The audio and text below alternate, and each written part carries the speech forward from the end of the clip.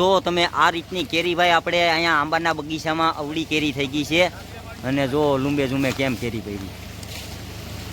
જય ગિરનારી. તો ભાઈ ફરીવાર એક નવી ટોપિક સાથે વિડીયો લઈને આવી ગયા છે. તો ચાલો આગળ આપણે જોઈ કેમ કે કેસર કેરીના બગીચામાં આવ્યા છે ને કેસર કેરી આજના સમયમાં ભાઈ આપણે કેવી થઈ ગઈ છે. તો હું તમને સંપૂર્ણ બતાવું કે કઈ રીતની આપણે કેરી થઈ ગઈ છે.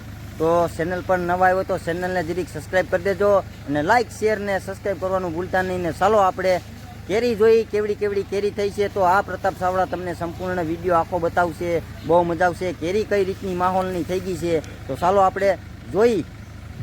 તો તમે આ રીતની કેરી ભાઈ આપણે અહીંયા આંબાના બગીચામાં અવળી કેરી થઈ ગઈ છે અને જો લુંબે ઝુંબે કેમ કેરી પડી.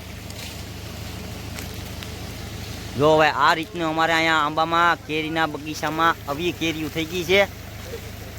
જોઈ લ્યો દાણા બેહવા માંડ્યા છે કેમ કે ભાઈ આ ગીર કાંઠાની કેરી હોય ને એટલે ભાઈ ધારોડ કેરી કહેવાય. એટલે આમાં અમારે કેમ કે બહુ મોટી ન થાય, મીડિયમ સાઇઝની ગીરની કેરી માપે મેળે થાય, બહુ મોટી ના હોય.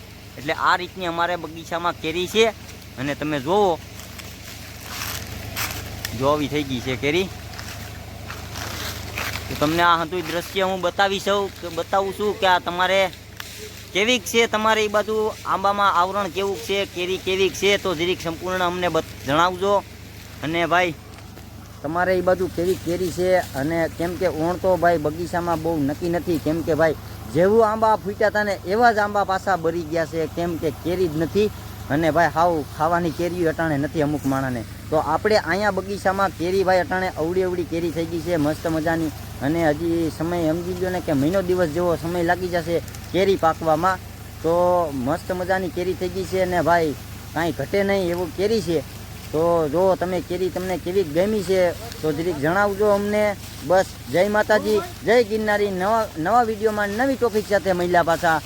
જય માતાજી.